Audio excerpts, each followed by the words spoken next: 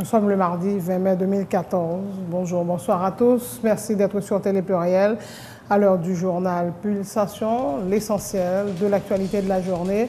L'actualité, justement, Lucie Tondreau, la mairesse de North Miami d'origine haïtienne, s'est rendue ce mardi aux autorités judiciaires de la Floride pour répondre des accusations de fraude immobilière dont elle fait l'objet. Elle est accusée d'avoir participé à une opération frauduleuse et a rapporté plus de 8 millions de dollars américains sur plusieurs années. Madame Tondreau a nié toute implication dans une telle opération. Le bureau du Conseil électoral provisoire a été constitué hier lundi. Le président est Maître Fritzo Canton, Marie Cluny Dumé-Miracle, vice-présidente Marie-Carole Floréal Duclerville, secrétaire général, et Pierre-Simon Georges, trésorier. La présidence salue la formation du bureau du CEP et s'engage à continuer à accompagner l'institution électorale en mettant notamment à sa disposition les moyens nécessaires à l'organisation du prochain scrutin le 26 octobre prochain, a indiqué le porte-parole de la présidence, Lucien Jura. Dans le cadre de l'analyse du projet de budget révisé pour l'exercice en cours, la commission finances du Sénat a organisé une séance de travail avec différents responsables de l'administration publique, dont le directeur de la planification au ministère de la Planification et le ministre de l'Éducation nationale, Nesmi Maniga. Le président de la dite commission, Justin Privert, a déploré le manque de transparence, notamment dans la gestion des fonds alloués au programme Éducation pour tous, EPT et le PSUGO. Les autorités sanitaires haïtiennes informent avoir recensé 2978 cas de fièvre chikungunya jusqu'au 17 mai dans le pays. Le département de l'Ouest reste le plus touché avec pas moins de 2255 cas. La chaîne de télévision sportive américaine ESPN a fait choix de la chanson Décollé du jeune artiste haïtien J. Perry comme thème de ses émissions dans le cadre de la retransmission des matchs de la Coupe du Monde 2014 au Brésil du 12 juin au 13 juillet. Conflit diplomatique entre Washington et Pékin, 5 soldats chinois accusés par la justice américaine de vol de secrets économiques.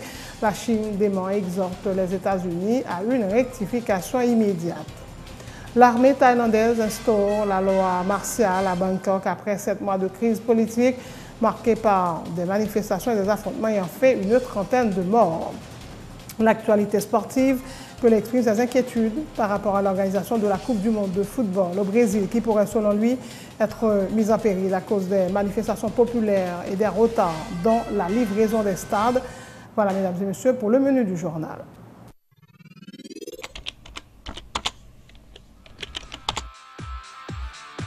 Bienvenue à cette édition d'Information Pulsation, l'essentiel de l'actualité de la journée.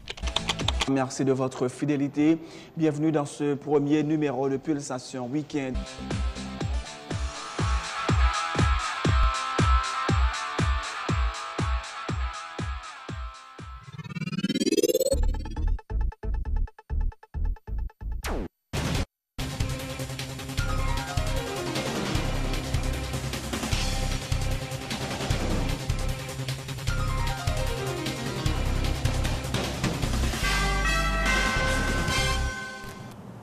Premier point à développer dans ce journal, Lucie Tondreau, la mairesse de North Miami d'origine haïtienne, s'est rendue ce mardi aux autorités judiciaires de la Floride pour répondre aux accusations de fraude immobilière dont elle fait l'objet. Elle est accusée d'être impliquée dans une opération frauduleuse et a rapporté plus de 8 millions de dollars américains sur plusieurs années. Madame Tondreau, qui a nié avoir participé à une telle opération, s'est toutefois rendue personnellement aux agents du FBI peu après 8 heures du matin, selon ce que rapportent les chaînes américaines NBC et ABC, qui précisent qu'elle avait des menottes au poignet.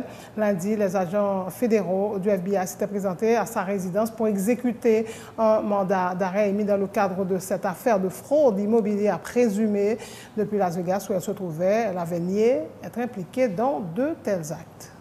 I'm not sure what it is exactly, to tell you the truth. I'm waiting to speak with my lawyer, and tomorrow we'll find out exactly what it's all about. No, it's a lie. It's a lie. We're going to get through it with my lawyers. Voilà les déclarations faites lundi par Lucie Tondreau. Autre point de l'actualité, le bureau du Conseil électoral provisoire a été constitué. Le président est Maître Fritzo Canton, Marie Cluny Dumais-Miracle, vice-présidente, voilà, Marie-Carole Floréal du Clairville, secrétaire générale, et Pierre-Simon Georges, trésorier. L'annonce a été faite lundi par la direction exécutive du CEP.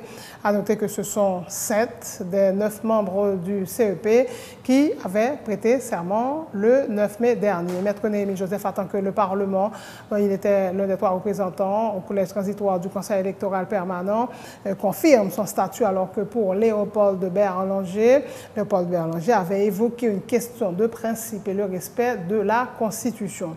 La présidence salue la formation du bureau du Conseil électoral provisoire. Le porte-parole du chef de l'État, Lucien Jura, réitère l'engagement de l'exécutif de continuer à accompagner l'institution électorale en mettant notamment à sa disposition les moyens nécessaires à l'organisation du prochain scrutin le 26 octobre prochain. 40 millions de dollars américains, c'est le montant qui sera alloué à la réalisation de ces élections.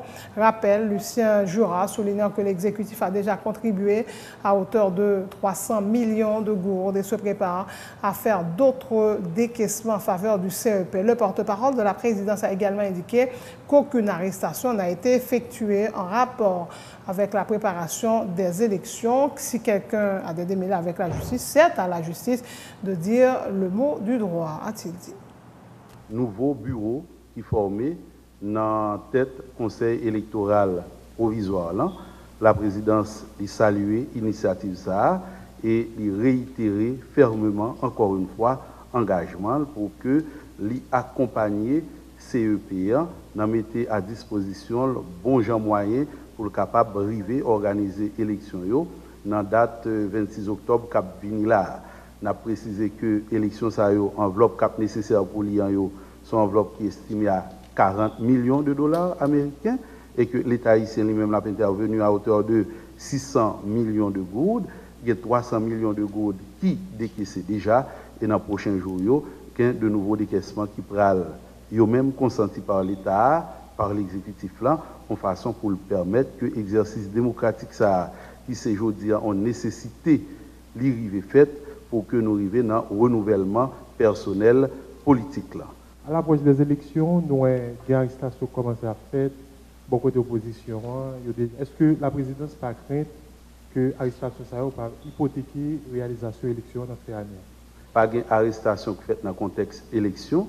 Si vous voulez parler d'arrestation, on va parler d'élection tout simplement. Qui impacte éventuellement une arrestation capable de gagner sur les élections. On a dit que les pouvoirs ont chacun leur responsabilité. Le pouvoir exécutif là, il y a une responsabilité, le pouvoir judiciaire là, il y a une responsabilité. Et depuis on a parlé d'arrestation, de questions judiciaires, sont questions qui relèvent uniquement du pouvoir judiciaire. Et je dis là, quel que soit citoyen, eux-mêmes qui gagnent des démêlés avec la justice, c'est à la justice haïtienne pour le pencher sous soyo. Et c'est très malséant de la part de l'exécutif pour le rentrer dans la cuisine du pouvoir judiciaire là, pour le traiter dans questions qui souverainement de responsabilité pour voir ça. Dans le cadre de l'analyse du projet de budget révisé pour l'exercice en cours, la commission finances du Sénat a organisé une séance de travail avec différents responsables de l'administration en public ce mardi, dont le directeur de la planification, au ministère de la planification, et le ministre Nesmi Maniga, le ministre de l'Éducation nationale. Le président de la dite commission, Justin Privert, a fait état du manque de transparence, notamment dans la gestion des fonds alloués au programme éducation pour tous, PT, le PSUGO. Il a déploré que pas une seule institution impliquée dans la gestion du Fonds national de l'éducation n'a voulu répondre aux demandes de communication d'informations formulées par les parlementaires. La gestion du programme éducation pour tous. Banque mondiale disposait 1,2 milliard de gouttes pour le programme ça.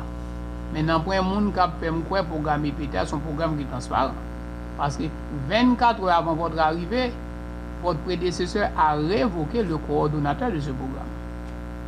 Donc, pour le monde, pendant que le colonel parlait de conditions révoquées, le monde qui a collaboré avec là, ça veut dire qu'on chire très sérieux. On ne va pas parler des conditions dont les contrats de prestation baillent dans le programme ça. S'il est vrai que grand pile billboard dans la rue qui parle de 1,3 million de timoun bénéficiés de la bienfait, le gouvernement, c'est la première fois dans l'histoire qu'on gouvernement qui pense avec Timoun, Mais la réalité sur le terrain, malheureusement, elle est bien différente.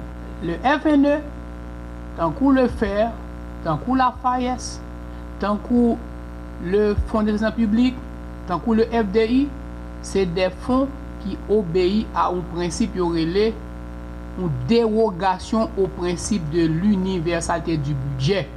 Et une critique qui vient à cette dérogation, c'est le fait que ces fonds créés, ils ont en pile fois contribué à alimenter des caisses noires. Et la gestion qui est pratiquée jusqu'à aujourd'hui par les institutions impliquées dans le FNE, ils répondent parfaitement à cette définition. Près de 18 millions de dollars américains ont été utilisés en bons suzerains par le directeur du CONATEL, alors que ces fonds avoir été collectés au profit. Et jusqu'à aujourd'hui, toute institution qui est impliquée dans FNE n'a jamais répondu à aucune demande de communication d'informations. Et le ministre de l'Éducation nationale et de la formation professionnelle, Nessim Maniga, a rappelé que le budget alloué par le Parlement à son administration prend aussi en compte les ressources provenant du FNE. Il s'agit d'un budget qui tourne autour de 16 milliards de gourdes, a dit le ministre, qui s'est voulu rassurant pour ce qui est de la bonne utilisation de ce fonds. Sous le Fonds national d'éducation, je vais répondre du point de vue de crédit, je vais répondre pour fonds, je vais répondre pour crédit que le Parlement voté qui est dans le budget ministère de l'Éducation nationale et normalement tout fonds sont fonds dédiés, les viennent dans le secteur. En principe, budget que nous avons voté aujourd'hui, il y a une partie ressources qui sortit directement de fonds et partie emploi, dont 2,3 milliards que l'honorable sénateur Justin Priverso mentionné tout à l'heure, qui, l'on vote budget, lit automatiquement en un budget. Donc, ministre et ministère, pas gagné des ressources extra-budgétaires ou des emplois extra-budgétaires que là, le prend FNE, il est déjà dans le budget. Donc, pour moi-même, comme ministre et pour le reste ministère, notion ça presque pas existé. Parce que nous-mêmes, son budget qu'on gagne. Et budget, il est voté.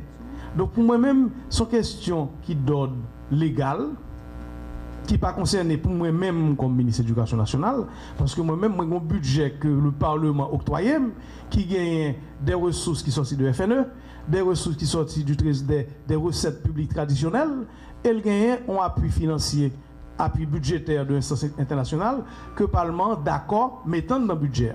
Et nous-mêmes, nous commençons à gérer avec ça. Et c'est ça que nous connaissons dans le budget noir. Et nous rendons compte sous le budget que nous avons. Donc c'est ça pour nous-mêmes, c'est très clair. Budget ministère de l'Éducation nationale, qui est autour de 16 milliards de gouttes, Fonds national éducation en donne. Partie ressources à la donne et l'utiliser la donne.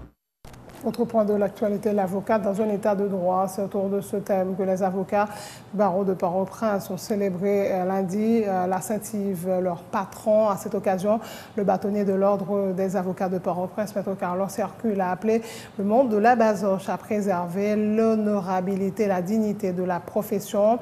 Ça va mal, il faut que les avocats changent de comportement, a martelé le bâtonnier. Maître Carlos Hercule a encouragé ses confrères à suivre les pas de Saint-Yves, un avocat modèle, et à s'engager davantage pour jouer le rôle de rempart contre l'arbitraire, l'injustice et les violations de la loi. Année ça, nous avons circonscrit autour d'un thème qui c'est l'avocat dans un état de droit. Et ça n'a pas cherché véritablement, c'est l'engagement des avocats à deux niveaux. Avocat qui doit faire droit évoluer et avocat qui doit connaître le rempart, le gain arbitraire, le gain injustice, la loi a violé. Donc pour nous, Saint-Yves, c'est un moment spécial, si ce n'est pas le seul, dans la vie dans la pratique professionnelle, un avocat, pour ça, Saint-Yves lui-même est représenté. Mais ça qui est important, c'est que le travail que nous avons fait, c'est pour nous capables d'élever nous à la dimension de Saint-Yves, parce que lui, c'était véritablement un avocat modèle. Et ce qui manque à travers le monde aujourd'hui, particulièrement en Haïti. Donc son idéal à atteindre, et c'est ça que fait, nous à mobiliser le monde de la Bazoche à ce que vous gagnez réellement ont l'autre relation avec la loi, ont l'autre façon pour vous comporter face à la loi. Les autorités sanitaires haïtiennes informent avoir recensé de 1978 cas de fièvre chikungunya jusqu'au 17 mai dans le pays. Selon le Dr Corville Salomon, chef du service de surveillance épidémiologique au MSPP, il s'agit d'un bilan partiel, sachant que des données ne sont pas encore disponibles pour l'ensemble du territoire. Le département de l'Ouest reste le plus touché, avec pas moins de 2255 cas, suivent le Nord-Ouest et le Sud-Est, avec respectivement 317 et 203 cas, a dit Dr Salomon, annonçant que dans environ 3 semaines, Haïti pourra réaliser des tests de dépistage de la maladie. Effectivement, nous avons chikungunya en Haïti. Le ministère de la Santé publique embarqué avec tout le gouvernement. Actuellement, nous n'avons pas voulu faire test encore CAFA, qui est un laboratoire qui trouve Trinidad et Tobago. Nous avons réactif qui était réquisitionné par OPS-OMS, qui est déjà disponible en Haïti, et que je pense que dans y en a 2 semaines, nous avons une possibilité pour nous effectuer test en Haïti. Combien de cas nous joignent? Nous avons fait précision ça. C'est des données partielles qui ne sont pas données complètes. Et en plus, des gens nous pas arrivé jeune données pour tout pays, parce que dans la surveillance que nous avons fait, nous pas surveillance n'a pas couvrir tout territoire haïtien. Donc données que nous n'avons pas représenté donc données pour tout pays. Dans le département aussi l'Ouest qui vient en 20 avec 2255 cas jusqu'au 17 mai 2014. Le Nord-Ouest vient en 2e position avec 317 cas. Le Sud-Est avec 203 cas, le Sud 97 cas, le Centre 36 cas, le Nord 33 cas, Artibonite 27 cas, Grand'Anse 12 cas, Nip 5 cas et Nord-Est 4 cas. En termes de prise en charge, il y a une session de formation qui fait déjà, côté des jeunes appui technique OPS-OMS, qui était formé en formation des formateurs, qui est pour former les cadres de la direction des directions départementales et 4 directions départementales, donc ils pour former les prestataires. Donc, des spots déjà capoulés pour sensibiliser la population. Une bonne nouvelle, la chaîne de télévision sportive américaine ESPN a fait choix de la chanson Décoller du jeune artiste haïtien Jay Perry comme thème de ses émissions dans le cadre de la retransmission des matchs de la Coupe du Monde 2014 au Brésil du 12 juin au 13 juillet. Jonathan Perry, Jay Perry de son nom d'artiste, a connu un grand succès en Haïti en 2012 avec la chanson Décoller, interprétée avec le rappeur du groupe Barricade Crew, Isolant et Chaba de Diakout No. 1.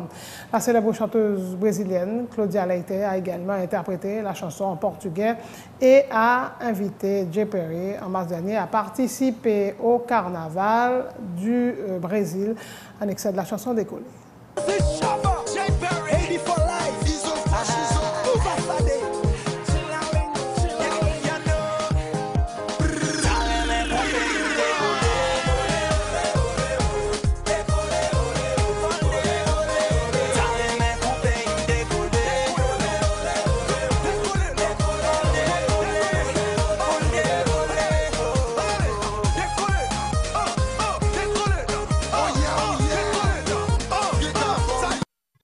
La fin de ce journal, le rappel des titres avant de prendre congé de vous. Lucie Tondreau, la mairesse de North Miami d'origine haïtienne, s'est rendue ce mardi aux autorités judiciaires de la Floride pour répondre aux accusations de fraude immobilière dont elle fait l'objet. Elle est accusée d'avoir participé à une opération frauduleuse et a rapporté plus de 8 millions de dollars américains sur plusieurs années. Madame Tondreau a nié toute implication dans une telle opération.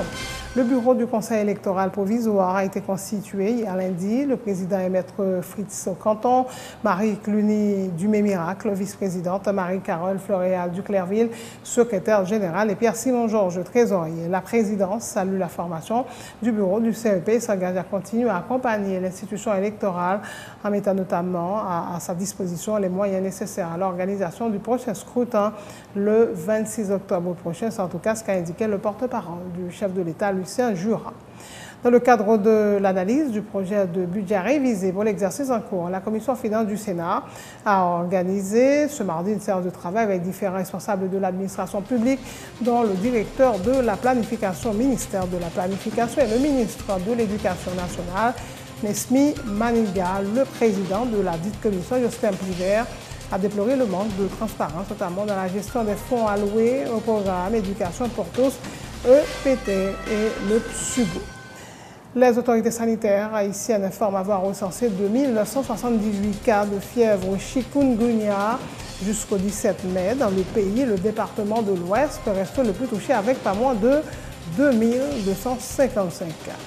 La chaîne de télévision sportive américaine ESPN a fait choix de la chanson Décoller du jeune artiste haïtien Jay Perry comme thème de ses émissions dans le cadre de la retransmission des matchs de la Coupe du Monde 2014 au Brésil du 12 juin au 13 juillet. Conflit diplomatique entre Washington et Pékin, 5 soldats chinois accusés par la justice américaine de vol de secrets économiques. La Chine dément et exhorte les États-Unis à une rectification immédiate. L'armée thaïlandaise instaure la loi martiale à Bangkok après 7 mois de crise politique marquée par des manifestations et des affrontements ayant fait une trentaine de morts. Pelé exprime ses inquiétudes par rapport à l'organisation de la Coupe du Monde de football au Brésil qui pourrait, selon lui, être mise en péril à cause des manifestations populaires et des retards dans la livraison des stades. C'est la fin de ce journal. Merci de votre attention. Merci d'avoir choisi Télé Pluriel pour vous informer.